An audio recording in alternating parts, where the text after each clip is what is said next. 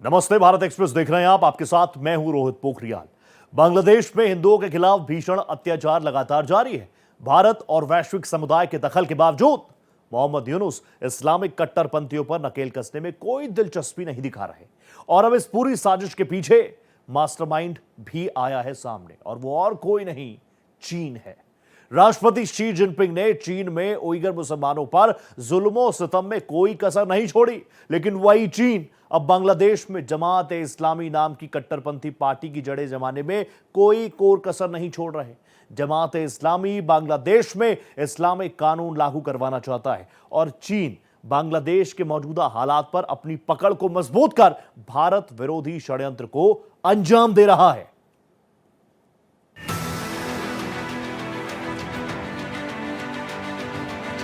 बांग्लादेश में हद पार,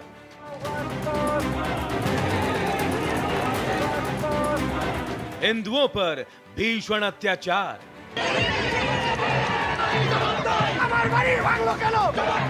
व्यापारियों की सरेआम हत्या,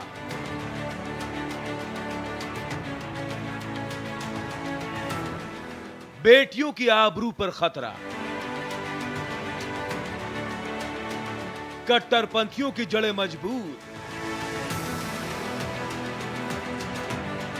ड्रैगन के सरपरस्ती के सबूत।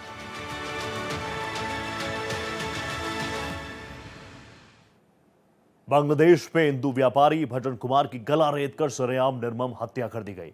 इस विभत्स कांड के वक्त हत्यारे भजन कुमार को मजहबी गालियां दे रहे थे।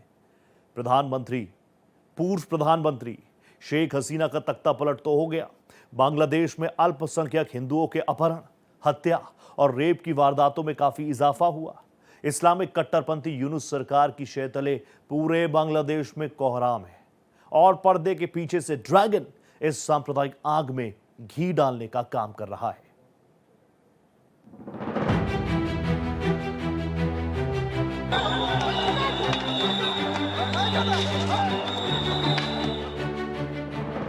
प्रधानमंत्री शेख हसीना के तख्ता पलट के बाद से बांग्लादेश में इरादतन हिंदू और एंटी इंडिया एजेंडा चलाया जा रहा है। इस्लामिक कट्टरपंथियों के हाथों हिंदू अल्पसंख्यकों पर भीषण अत्याचार के खिलाफ मोहम्मद यूनुस धृतराष्ट्र बन गए हैं। यह यूनुस की मजबूरी नहीं बल्कि चालाकी है, ताकि बगैर चुनाव कपट से हासिल की गई उनकी सत्ता बरकरार रहे।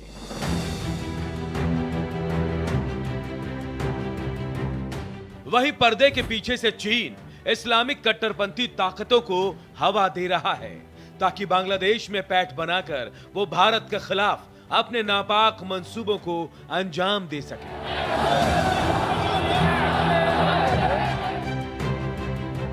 इसी षड्यंत्र का नतीजा है कि बांग्लादेश में एक के बाद एक हिंदुओं की विभत्स हत्याओं का सिलसिला जारी है।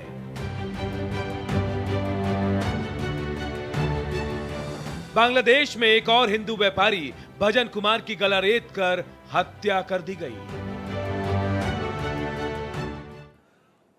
और आइए अब आपको सीधा लोकसभा लिए चलता हूं, जहां पर असदुद्दीन ओवैसी क्या कुछ कह रहे हैं, सुनिए। हम रोक रहे हैं ये कहकर के पानी और खून नहीं बहेगा, आप क्रिकेट मैच खेलेंगे। मैडम, मेरा जमीर तो गवारा नहीं करता कि मैं उस मैच को देखूंगा। क्या इस हुकूमत में इतनी हिम्मत है कि उन 25 मरने वालों को फोन करके कहे कि देखो हमने ऑपरेशन सिंदूर में बदला ले लिया, अब तुम पाकिस्तान का मैच देखो। बड़ी अफसोस की बात है मैडम, अकाउंटेबिलिटी किस पर है? पहलगाम किसने किया? 7.5 लाख हमारी फौज और सेंट्रल पैरामिलिट्री फोर्स है, ये कहां से 4 चूहे घुसकर हमारे भारत के नागरिक को मारे? अकाउंटेबिलिटी किस पर फिक्स होगी? एलजी पर फिक्स होगी तो एलजी को बरतरफ करिए, आईबी पर आती है तो एक्शन लीजिए, पुलिस पर आती है तो एक्शन लीजिए। मगर आप ये समझ रहे हैं कि ऑपरेशन कर दिया और हम खामोश लोग भूल जाएंगे, अकाउंटेबिलिटी फिक्स करना पड़ेगा। मैडम, डिटरेंस आपकी क्या है? आपने सर्जिकल स्ट्राइक किया, आपने बालाकोट किया, फिर ये पहलगाम हुआ, तो आपकी डिटरेंस की पॉलिसी नाकाम साबित हुई। कश्मीर की पॉलिसी नाकाम साबित हुई। 370 हटा दिया आपने एक रियासत को यूटी बना दिया, और उसके बावजूद भी दहशतगर्द वहां पर पहुंच गए। तो और अफसोस मुझे इस बात का होता है मैडम कि पाकिस्तान को हम जानते हैं, पाकिस्तान और इजराइल इस पूरी दुनिया में एक फेल्ड स्टेट है, और पाकिस्तान के आर्मी चीफ को, जिससे हमारे स्ट्रेटेजिक रिलेशनशिप, इसको अपना दोस्त कहते हैं, उस देश का प्रेसिडेंट उस शख्स को बुलाकर खाना खिलाता है अपने साथ, जिसके भाषण से हमारे लोग मारे गए थे। तो क्या आपकी खारजा पॉलिसी कामयाब हुई? आप देख लीजिए। अच्छा, हमारे देश में एक ऐसी तंजीम है जिसका वजूद नफरत की बुनियाद पर और मजहबी अज़वियत को फैलाने के लिए बनाया गया। उनको तकलीफ है सेकुलरिज्म से, सोशलिज्म से, मगर हमारे संविधान के प्रियम्बल में लफ्ज सॉवरेन है। सॉवरेन का मतलब यह है कि हम खुद मुख्तार हैं, हम हाकिम आला हैं, हम अपने मुल्क के मुकद्दर का फैसला करेंगे। एक गोरा व्हाइट हाउस में बैठकर भारत की सीज फायर का ऐलान करेगा? यह आपका नेशनलिज्म है? अफसोस होता है मुझे सर। मैडम मैं आपसे पूछना चाह रहा हूं कि अगर एक चचा सैम ऐलान कर रहे हैं तो हमारी फौज पर क्या असर पड़ा होगा? हमारे उन पायलटों पर क्या असर पड़ेगा जो नहीं मालूम कितनी ऊपर आसमानों पर भारत की हिफाजत कर रहे हैं? वो नेवी का सिपाही जो समंदर में खड़ा हुआ है, उसको यह नहीं मालूम हो रहा है कि मेरा प्रधानमंत्री ऐलान नहीं किया, एक गोरे ने ऐलान किया। बड़ा ये आपके कैसा होगा ये? मैडम, मेरा सवाल हुकूमत से यह भी है कि हम कोई एडवर्सेरियल कंट्री नहीं है अमेरिका के लिए, हम दोस्त हैं, स्ट्रेटेजिक रिलेशनशिप है। क्या क्या एग्रीमेंट हमने साइन नहीं किया, तो क्या ये दोस्ती निभा रहे हैं? मैडम, मैं हिस्टोरिकल एग्जांपल दे रहा हूं। क्रुश्चेव और टीटो, क्रुश्चेव ने दबाव डाला, टीटो ने कहा मैं नहीं मानता, मैं नैम ज्वाइन करूंगा। मैडम, फ्रांस और यूएसए, डिगोल को जब यूएसए ने दबाव डाला तो डिगोल ने कहा कि तुम दोस्त हो मगर हमारी खारिजा पॉलिसी आजाद ना है। मैडम, वहीं पर आप देखिए गुजराल साहब, जिसको कहते सबसे कमजोर थे, वजीर आजम थे, उन्होंने बहादुरी का मजारा है कि रिफूलिंग करने नहीं दिया। वियतनाम 20 साल यूएसए लड़ा मगर झुका नहीं, और हम उनको बोल भी नहीं पा रहे। हम तो कोई दुश्मन मुल्क तो नहीं है अमेरिका के, ये आपको समझने की जरूरत है। और मैडम, यहां पर वजीर खारजा ने कहा वो चीन गए, डिप्टी चीफ ऑफ स्टाफ ने कहा कि चीन के इक्विपमेंट एक लाइव लैब था हमारे उनके लिए। क्या आपने कहा चीन को कि तुमने क्यों दिया पाकिस्तान को हथियार? आप नहीं कहे। और मैडम, आप जानते हैं कि रक्षा मंत्री ने कहा कि स्विफ्ट एंड प्रोपोर्शनेट, तो फिर जो इंडोनेशिया मिलिट्री अटैचे ने कहा कि हमको कहा गया मत मारो, हम सेल्फ डिफेंस में भी नहीं मार सकते थे पाकिस्तान को। और अगर आप ट्रंप के बयान को गलत कह रहे हैं कि 5 एयरक्राफ्ट नहीं गिरे, मैं यकीन करता हूं आपकी बात का। आप हमारे पायलट्स को कमेंट करिए ना, हमारे पायलट्स को कमेंट करिए कि हम अपने पायलट्स की तारीफ करते हैं, आप वो भी नहीं करना चाहते।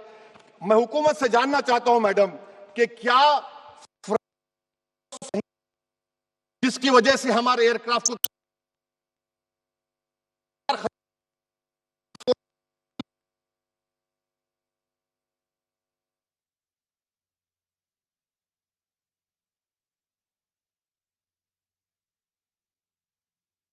Your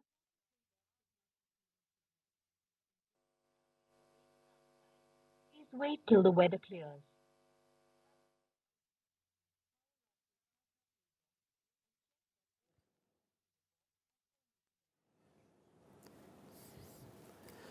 तो असदुद्दीन ओवैसी इस वक्त हाउस में मौजूद हैं, वो अपनी बात रख रहे हैं। आपने सुना उन्होंने किस तरीके से कहा, क्योंकि एशिया कप में शेड्यूल आ गया, 14 सितंबर इंडिया वर्सेस पाक एशिया कप में मुकाबला। तब से ही थ्रैश हो रहा है बीसीसीआई, लेकिन इस मामले को सदन में भी उठा दिया कि ये कैसी नीति है।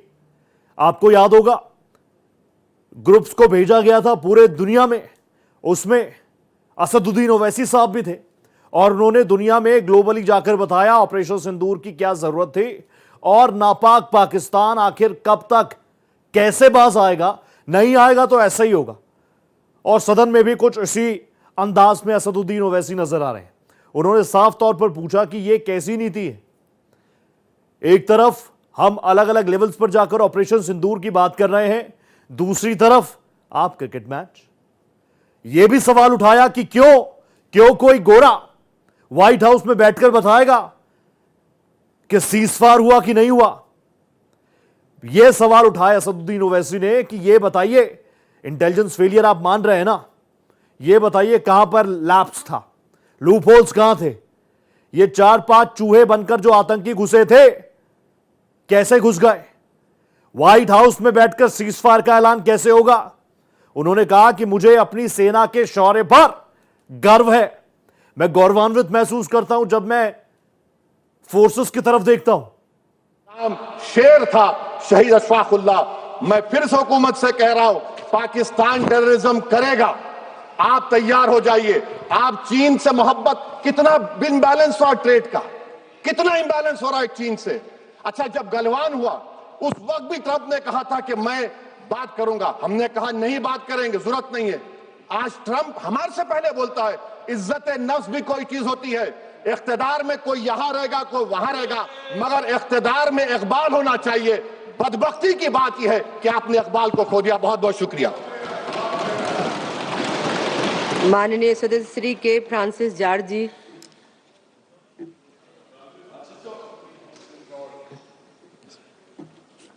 Madam Chairperson, I rise today not to indulge in any blame game, but to raise questions that this Republic must not shy away from.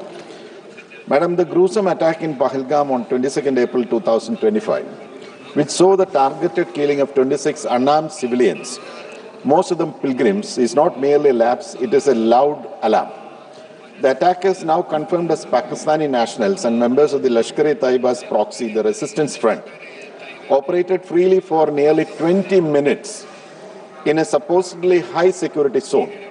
Despite having supposedly seamless 24/7 aerial surveillance grid, this infiltration went undetected. Madam, how, why, and who is accountable? While our armed forces responded with valor through Operation Sindoor and managed to neutralize key terror camps and destroy a Pakistani UAV hangar in Sukkur, तो लोकसभा की कार्रवाई जारी है। असदुद्दीन ओवैसी साहब को भी आपने सुना, उन्होंने साफ तौर पर कह दिया कि ये कैसी नीति है कि एक तरफ तो एयर स्ट्राइक चल रही है, एक तरफ पाकिस्तान से अगर हम कह रहे हैं कि पाकिस्तान ने आतंकवाद फैलाया है, तो फिर हम कैसे उनके साथ क्रिकेट मैच पर खेलने जा सकते हैं। उन्होंने ये भी आह्वान किया कि क्या आप उन 25, 26, 27 फैमिलीज को बोल सकते हैं कि आप जाइए इस मैच को देखिए? नहीं बोल सकते। इस पर बीसीसीआई लगातार थ्रैश भी हो रहा है। लेकिन साथ साथ असदुद्दीन ओवैसी ने यह भी कह दिया कि पाकिस्तान कुत्ते की पूंछ है, यानी उनका संदर्भ इसी तरीके का था कि वो आतंकवाद करता था, आतंकवाद करता रहेगा, लेकिन आप भी तैयारी कीजिए, आप भी तैयारी कीजिए। इस बीच उन्होंने चीन का भी जिक्र कर दिया। साफ तौर पर उन्होंने कहा कि चीन ने, जब हमारी फोर्सेस ये कह रहे हैं कि चीन ने 80% ज्यादा हथियार उसको दिए, तो आपने चीन को ला के दिखाई कि नहीं दिखाई? असदुद्दीन ओवैसी ने यहां पर बहुत ही सदैव अंदाज में अपनी बात रखी है। ऑब्वियसली सरकार भी कह रही है कि आइए बात कीजिए। ये बहस जारी है। लोकसभा की तस्वीरें मैं आपको दिखा रहा हूं, प्रोसीडिंग्स अब भी जारी है और आप जानते हैं 16 घंटों का वक्त रखा गया था ऑपरेशन सिंदूर पर। जो भी आपके डाउट्स हैं, जो भी आपके सवाल है, सरकार खुलकर उस पर बात रखेगी। ये बात सरकार की तरफ से साफ कर दिया गया था। तमाम मेंबर ऑफ पार्लियामेंट जो हैं वो अपनी अपनी बातें रख रहे हैं। इस बीच रक्षा मंत्री राजनाथ सिंह जी को भी आपने सुना होगा। इस बीच जो बड़ी खबर है जल्दी से आपके सामने रखता हूं, पाकिस्तान को एफएटीएफ में लाना ही पड़ेगा। पाकिस्तान को एफएटीएफ में लाना ही पड़ेगा। असदुद्दीन ओवैसी ये कह रहे हैं। असदुद्दीन ओवैसी के सवाल है कि व्हाइट हाउस में बैठक होगी क्या? व्हाइट हाउस से कोई गोरा बताएगा सीजफायर हो गया? पहलगाम का जिम्मेदार कौन? पहलगाम के आतंकी कहां से आए? मैं आपको बताऊं, ये सारे सवाल असदुद्दीन ओवैसी ने उठाए हाउस में। उन्होंने कहा कि मुझे सेना के शौर्य पर गर्व है, लेकिन एक तरफ हम पाकिस्तान को अलग थलग कर रहे हैं, टेररिस्ट स्टेट बता रहे हैं, दूसरी तरफ क्रिकेट के मैदान पर उसी के साथ खेलते हुए नजर आएंगे। यह कैसी नीति है? उन्होंने कहा चीन को लेकर आपने क्या किया? चीन ने अगर उसको लॉजिस्टिक सपोर्ट दिया पाकिस्तान को, तो आपने सवाल उठाया क्या? अमेरिका, जिसको हम कहते हैं कि हमारा अच्छा दोस्त है, हमारा बहुत करीबी है, एफटीए होगा, ये सारी चीजें होंगी। मैं आपको होल एंड सोल बता रहा हूं क्या कुछ एग्जैक्टली असदुद्दीन ओवैसी ने कहा, वो तो मैं आपको सुना चुका हूं। लेकिन आप देखिए, सीधे सीधे सवाल है और आम लोग को ही यहां पर रिप्रेजेंट किया जाता है लोकसभा में। तो member of parliament Asaduddin Owaisi ने सीधे सीधे कई सवाल उठाए, कई ऐसे सवाल जो आपके जहन में, जो मेरे जहन में, कि ये दोनों चीजें एक साथ कैसे चलेंगी। वो ये भी कहते हैं कि पाकिस्तान आतंकी स्टेट था, यानी आतंकी गतिविधियां करता था, करता है, करता रहेगा। आपको अपनी तैयारियों को और मजबूत करना है, आपको अपनी तैयारियों को और ज्यादा सशक्त करना है।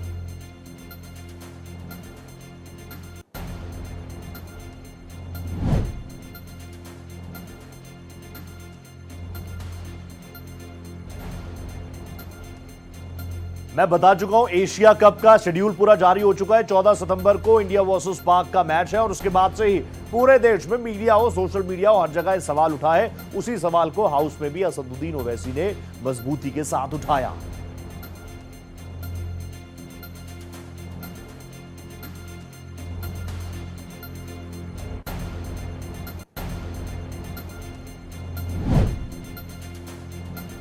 ओवैसी पूछ रहे क्रिकेट मैच क्यों?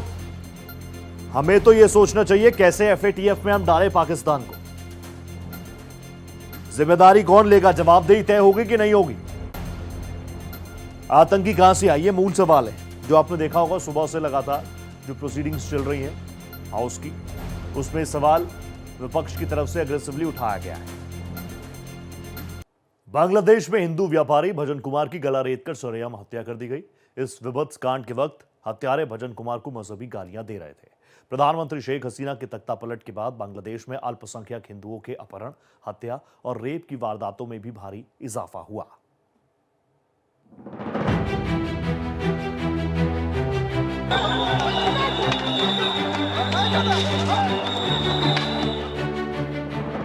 प्रधानमंत्री शेख हसीना के तख्तापलट के बाद से बांग्लादेश में इरादतन हिंदू और एंटी इंडिया एजेंडा चलाया जा रहा है। इस्लामिक कट्टरपंथियों के हाथों हिंदू अल्पसंख्यकों पर भीषण अत्याचार के खिलाफ मोहम्मद यूनुस धृतराष्ट्र बन गए हैं। यह यूनुस की मजबूरी नहीं बल्कि चालाकी है, ताकि बगैर चुनाव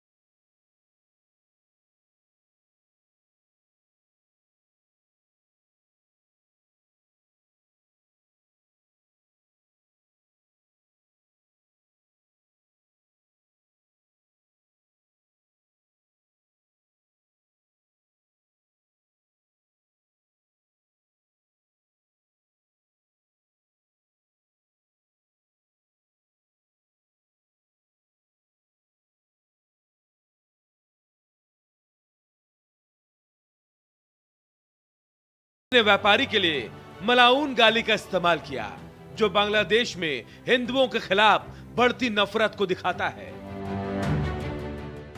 जब से ये बांग्लादेश में गैर कानूनी सरकार आई है, जिसका कोई संवैधानिक या कानूनी वजूद नहीं है, ये सरकार जो है कट्टरपंथियों की बैसाखियों पर खड़ी है। ये उन सभी शक्तियों से समर्थन प्राप्त कर रही है जो किसी भी चुनाव में जीत नहीं सकते। और चूंकि ऐसी जितनी भी शक्तियां हैं, चाहे वो सो कॉल्ड छात्र संगठन हो या कट्टरपंथी शक्तियां हों, जमात इस्लामी जैसी, ये इस वक्त चुनाव नहीं चाहती और मोहम्मद यूनुस साहब को समर्थन दे रही हैं। और जमात का तो पास्ट ही ऐसा रहा है, ना वो बांग्लादेश चाहते थे, ना वो एक सेक्युलर स्टेट चाहते हैं, और इसलिए अल्पसंख्यकों पे हमले बढ़ते चले जा रहे हैं, दिन दूने बढ़ते चले गए हैं। और शेख हसीना की सरकार के हटने के बाद से ये हमले काफी ज्यादा तेज हो गए। दरअसल हिंदू व्यापारी भजन कुमार गुहा अपने दुकान से घर लौट रहे थे। रास्ते में इस्लामिक कट्टरपंथियों ने उन्हें रोका और धारदार हथियार से गले पर वार किया, फिर खून से लथपथ छोड़कर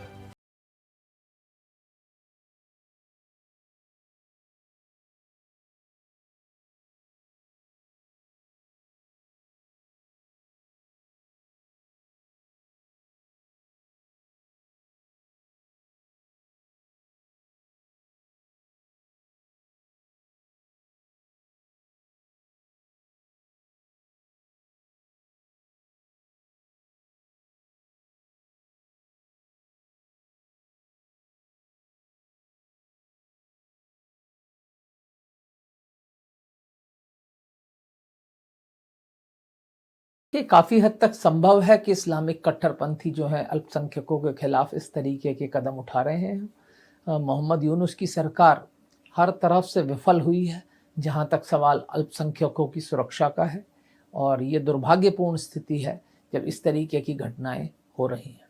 इसके कारण अल्पसंख्यकों में असुरक्षा की भावना जागृत हो रही है, और साथ ही साथ हमें ये भी समझना चाहिए कि अधिकांश अल्पसंख्यक जो थे अवामी लीग समर्थक थे, और राजनीतिक कारणों से भी अब उनके ऊपर हमले हो रहे हैं। पूर्व प्रधानमंत्री शेख हसीना के बेटे साजिब अहमद वाजेद ने इस घटना को लेकर सोशल मीडिया मंच एक्स पर पोस्ट कर कहा, साजिब अहमद वाजेद पूर्व पीएम शेख हसीना के बेटे पिछले 11 महीनों में भीड़ के हमलों, आतंकवाद और बलात्कार की घटनाओं में वृद्धि के लिए यूनुस प्रशासन दोषी है। पिछले साल अगस्त में हसीना के नेतृत्व वाली आवामी लीग सरकार का पतन होने के बाद बांग्लादेश में अल्पसंख्यक समुदायों के खिलाफ हिंसा की घटनाएं बढ़ी हैं।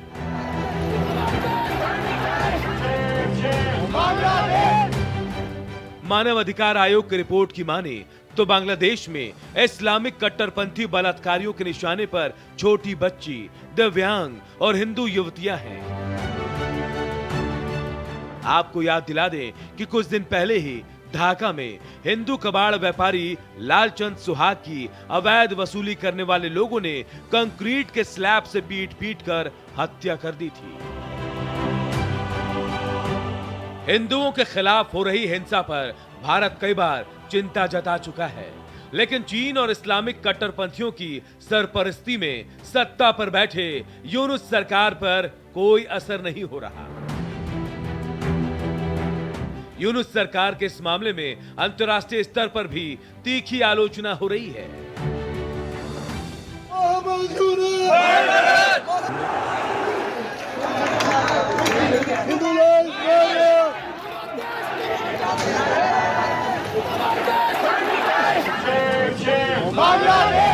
दरअसल बांग्लादेश में हिंदू और भारत विरोध में रची जा रही इस साजिश की जड़ें चीन तक पहुंच रही हैं।